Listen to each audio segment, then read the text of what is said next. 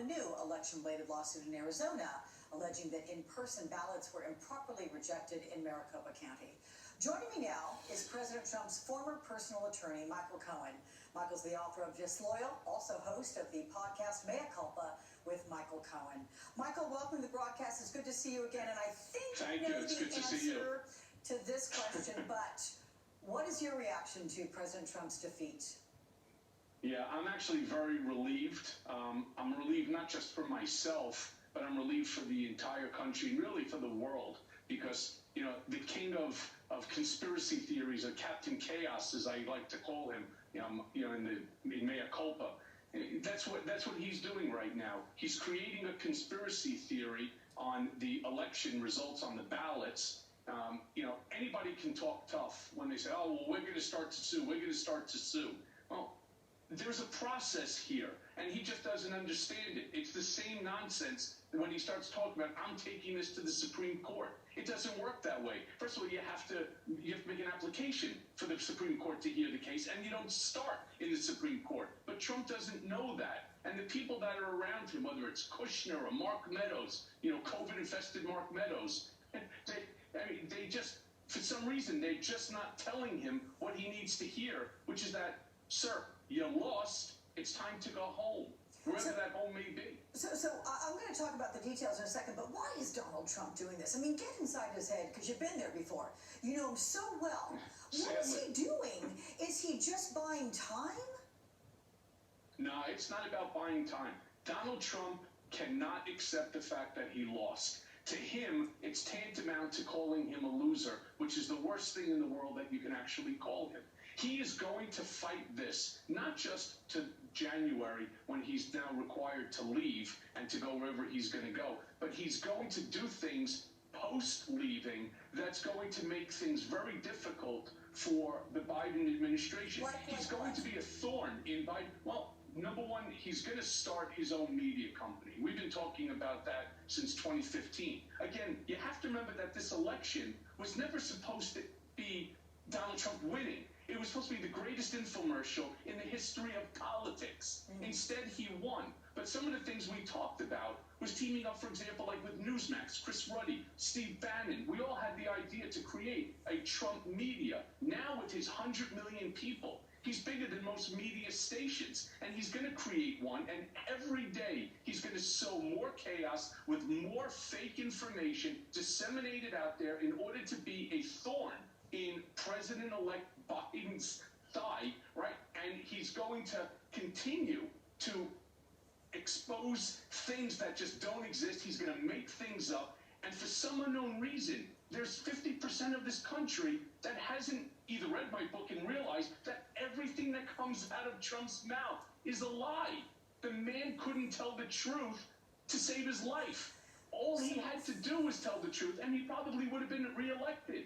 Instead of coming up with a Muslim ban, the things we talked about in 2015 and 2016, which is do an infrastructure bill. Had he done an infrastructure bill like we talked about when I went to visit him in the Oval Office, he would have won the second term decisively, because every American would have a job. The country would be fully rebuilt. There'd be $7.5 trillion in order to spend in infrastructure. Instead, this dope decides that he wants his first move out is going to be a Muslim ban. You're going to ban a religion from the United States. I mean, it's not insane. It's stupid. So, trying to look forward here, and I want to focus on the moniker loser, right? Can he distinguish between sore loser and just loser? Is there any chance that he will put forth some sort of a concession speech that will try to heal the country? And you might have heard Doris Kearns Goodwin. She was in the last hour, and she was talking, historically speaking, the concession speech, is perhaps the most important part of an election. It's historically what really can define an outgoing president, the manner in which he or she one day exits the office. Is there any chance he would be called, I'm a loser, yep, I lost the election, but I'm not going to be a sore loser? No, there's no sense in the world. You got the wrong guy for that. I wouldn't be shocked if there's no concession speech at all. I'll tell you what my theory is. My theory is that, Christmas time, he heads to Mar-a-Lago. And I don't believe he comes back to Washington. I think he stays at Mar-a-Lago all the way through the inauguration. I wouldn't be shocked if he doesn't show up to the inauguration either.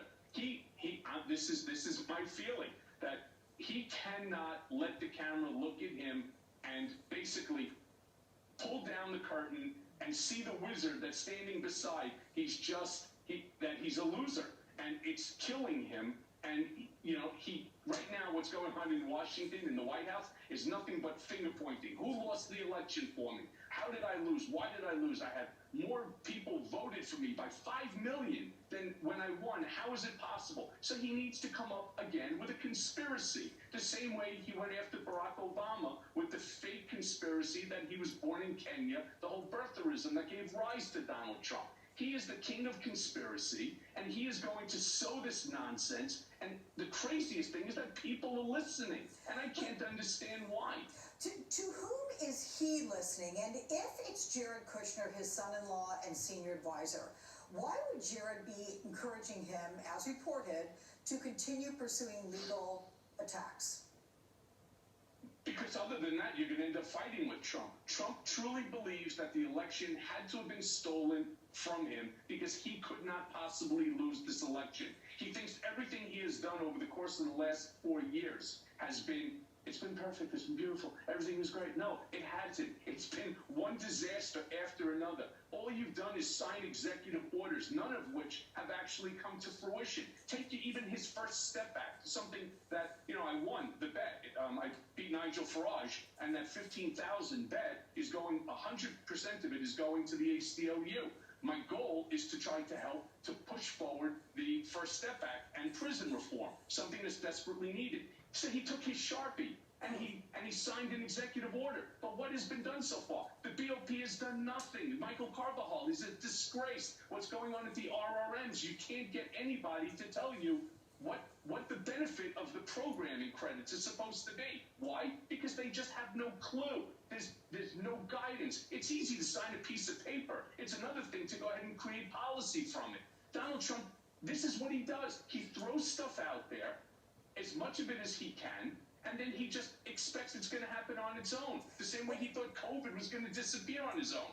He's just he doesn't read, he's completely illogical. So why does anybody want to fight with him? All of a sudden, Jared Kushner, right, Prince Boyd, is going to turn around and he's going to tell Donald Trump what to do, to walk away. Donald Trump cannot walk away from this. Forget about his own personal reasons. The legal issues that are going to come at him. Ari Milber had a segment on it today with Attorney General James.